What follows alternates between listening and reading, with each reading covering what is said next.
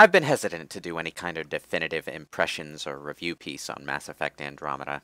In fact, in a perfect world, I'd probably just wait a year or two until I'm sure all of the patch updates they'll need to do what they've promised, such as improving character creation and going in by hand to fix up the game's many dead-eye stiff face animations. But this is a game that I received for free. In fact, the only money I actually spent on it was on the Deluxe Edition DLC, because why not? The weapons are great. I'll pay for more of the good parts of the game, but you know, since that means my total expenditure on this one is still well below the $60 mark, I'd feel a little bad depriving EA of the video they technically gave the game to me in order to make. It'd be kind of bad form as a game critic, you know? So, here we are. A brief preliminary pre-patch analysis of the latest tangent in the Mass Effect universe. A literal tangent, in fact, since it focuses the camera on a bunch of extragalactic pilgrims who quit the Milky Way galaxy like a bad habit somewhere around the midpoint of the previous trilogy. You know, before the three-colored energy wave could forever tie the future of all Milky Way life to Commander Shepard's knee-jerk whim to turn everyone into the Borg, or to literally become Skynet and force the universe to become a boring world where the concept of dirty jokes doesn't exist. As of this video, we're sitting a little ways down the calendar from patch 1.05, in which some bugs were fixed that I never personally encountered, and the eyes were made a bit shinier, but still don't seem to animate right most of the time. So the elephant in the room is still here, and still kind of holding the game back from really standing out when its release date was surrounded by such instant explosive hits as Horizon Zero Dawn, The Legend of Zelda Breath of the Wild, Nier Automata, and Persona 5. April was a good month to be an RPG fan, but unfortunately, even given the 5 or so years it had in development, Mass Effect Andromeda came out pretty obviously unfinished, prompting a shitstorm, in which people who've never played a BioWare game before act like it's some kind of surprise that the faces look tired. Meanwhile, I'm sitting here just kind of mildly disappointed that the face animation work they were showing off in the early teasers only applies to about 1% of the game, and the rest of it is every bit as stock and generic as it always is. Meme culture always seems to focus on the superficial crap that's least interesting to talk about, you know? My face is tired. 60-plus hour gameplay experience summed up and destroyed right there. Pack it up and go home. Then comes TotalBiscuit with his movie-length ramble on the ups and downs of the game, and suddenly there's hope for society once again. Truly, this man is the hero we both need and deserve.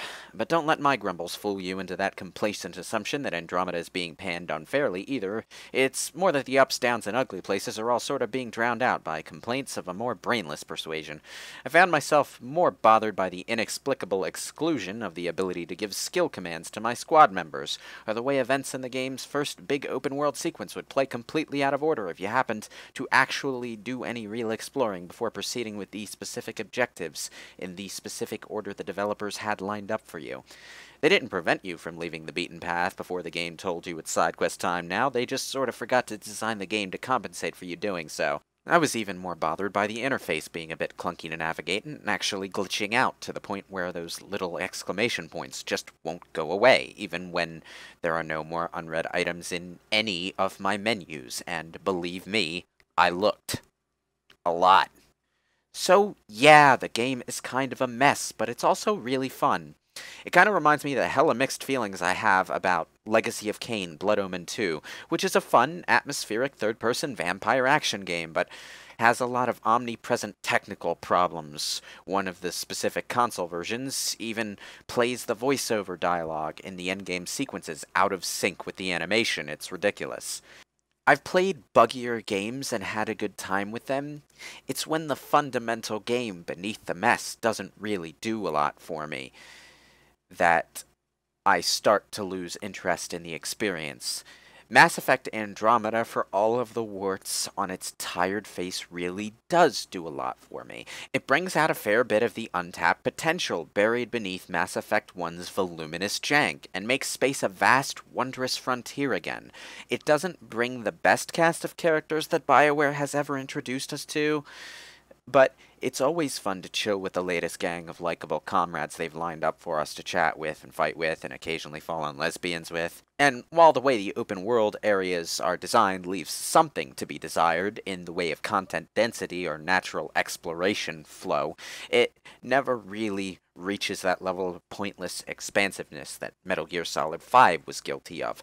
The feeling of driving a rover around uncharted worlds a whole galaxy away, solving problems for the Andromeda Initiative, and bolstering the colonization effort really does present a compelling fantasy as a background for your badass action hero adventures as Ryder. And if I'm being honest, because of that, I actually find Mass Effect Andromeda more compelling to play than Mass Effect 3 or even Mass Effect 2, which sacrificed a lot of gameplay and design variety for the sake of just doing two things, shooting and storytelling, a lot better than the game that came before it.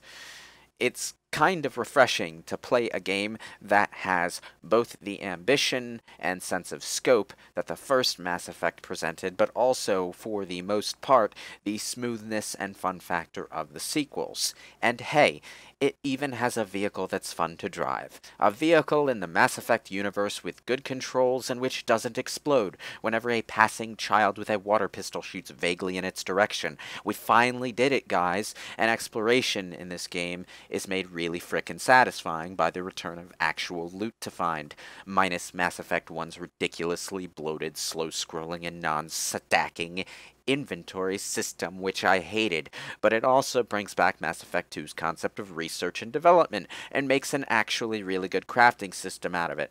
These things are only really hindered by the UI being in constant annoying tedium mode. Like, nothing ever holds you up for too long, but there's enough basic inconvenience that I'm constantly asking why it wasn't designed better. I mean, it's a menu screen, come on. Even Dragon Age Origins had a better interface for consoles, and that had more stuff that you could actually access without a fucking forward station checkpoint thing. When you get past the annoying facial animations and often mediocre voice acting, the writing is usually pretty engaging too. I find this introduction to a new galaxy easier to get into and back into than the first Mass Effect anyway, and basically, no matter how you cut it, this game is more fun to play than Mass Effect 1. Yeah, I said it, fight me. I feel like a lone space ranger quacking at the void, though, because everywhere I look with BioWare games, everyone is all like, this one is awesome, and this one sucks so bad, and I'm just like, yeah, you know, Mass Effect 1 was a janky mess, but I love it anyway.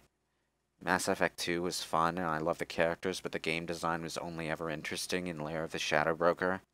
Mass Effect 3 is really fun, even if the ending was basically a bag of multicolor energy dicks fucking the universe. And now I'm like, Mass Effect Andromeda is a janky mess, but I love it anyway.